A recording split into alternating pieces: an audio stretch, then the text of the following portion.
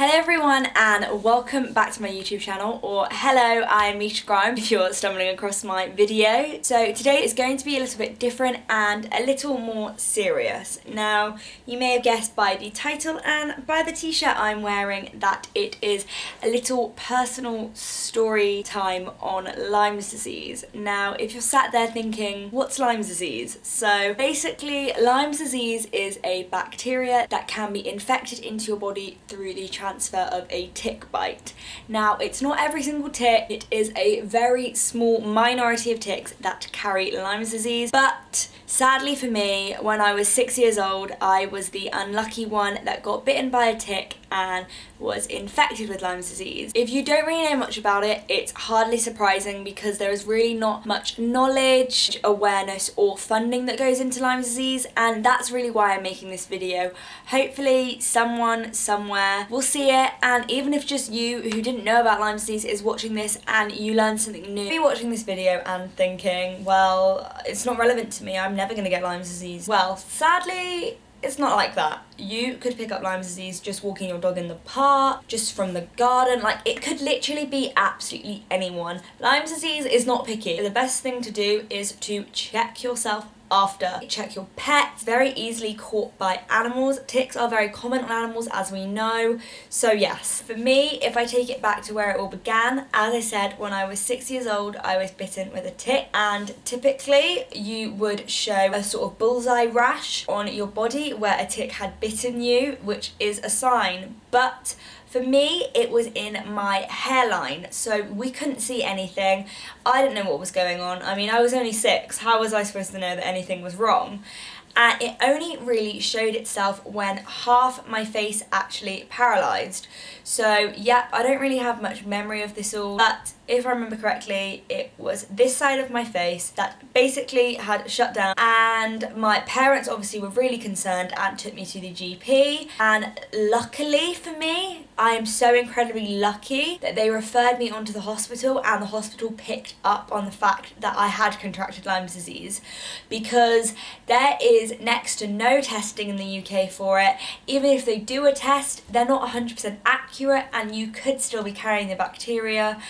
And yeah, I am so incredibly lucky and so incredibly grateful to all the hospital staff that looked after me at, I think it was Epsom General, because they had had a girl in 2 years prior from Scandinavia where tick bites and Lyme's disease are very prevalent.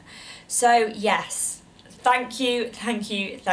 Because of that, I then got treated with intravenous antibiotics for 2 weeks, and I can actually remember some of it. I remember having my arm in a sling because obviously they had to inject me with the antibiotics, and I thought I'd broken it. Like, I had absolutely no clue. I remember sitting in school, having to sit in the library at lunchtime with my friend because I wasn't allowed to go outside because I couldn't run around.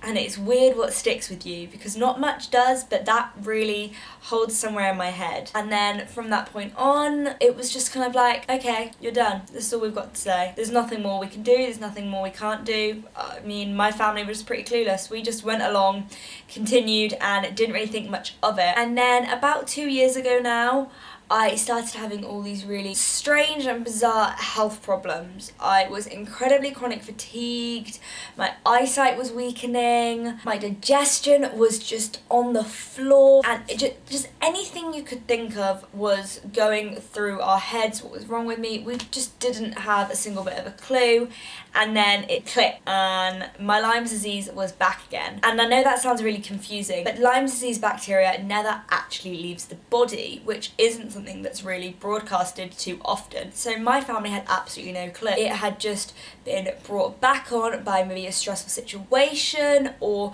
something in my life that just happened, and yeah, the Lyme's was back at a level where it was beginning to affect my body. Just a little side note, I am not a doctor, I am not anything of the sort, but I just thought if I'm sharing my story, hopefully it will, one, encourage other people to do the same, and two, educate people on how I have been affected by Lyme disease. Once it was re-established, my body was pretty much on shutdown, and I could tell, but I had absolutely no reason to believe it was Lyme disease because, well, I'd completely forgotten about it. I didn't even realise it was part of my life. I have then been working with a nutritional therapist to try and bring back down my levels of Lyme through natural homeopathic remedies. Now, that is something that I do not necessarily recommend to everyone. I understand that everyone has their own way of dealing with things and doing things, but sadly, I can't go to a doctor and them give me some medicine to fix it because, well, it doesn't exist. And again, that's why I'm making this video, to try and hopefully one day it does, because we are in desperate need of awareness, knowledge, and just understanding of what Lyme disease is and how to treat it, because it's pretty much untreatable right now. And the issue with it is that it is so hard to recognise. The symptoms are like any other. They are everything and anything. Lyme's can affect you in so many different ways. For me, it affected my digestion and my pituitary, but for other people it could go into your heart, it could go into your muscles, and it can so easily be life-threatening, which yes is petrifying, but I know that I am now in capable hands, that I will be fine, my Lyme's level will reduce, and it's just something I'm going to need to keep an eye on through the rest of my life and continue to battle with the consequences. And ultimately that's what this is all about. I'm never going to be able to get rid of Lyme's, it's just learning to live with it, which yes is a struggle some days. It honestly is, and I think personally for me it's really woken me up to real life. I was always this fun-loving girl who had no weight on her shoulders, who life was limitless, and I mean my life is still pretty limitless, but you know what I mean. I had nothing to worry about, and all of that changed 2 years ago. By golly, I knew it, and yeah, that's why I think a lot of people who necessarily know me, not on a down-to-earth personal level, but just on an exterior acquaintance level, see me and think I've got this perfect life and everything's hunky-dory. And I mean it is. My life is pretty perfect. I'm not gonna deny that. I absolutely love my life. But just like everybody else, we all have our issues, and for me that's what Lyme disease is. And I'm never gonna get rid of that. It's never gonna go, and yeah. Don't know why I'm crying.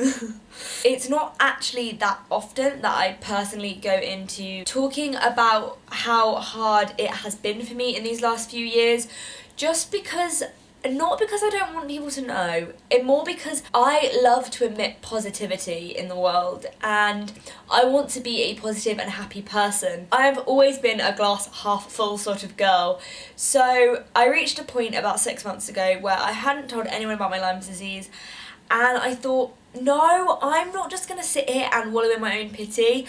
I'm going to do something about it. And yeah, I did. I basically told anyone that would listen. Sorry if you're one of those people. But I wanted to change the future of Lyme disease, and the only way I could see fit was to broadcast it and spread awareness and tell people what I was going through and dealing with, and create a positive situation out of my negative, because, well, what's the point in me just sitting here and complaining about everything? Although I absolutely hate what Lyme has done to my body, it has made me so much stronger and it is making me fight so much harder.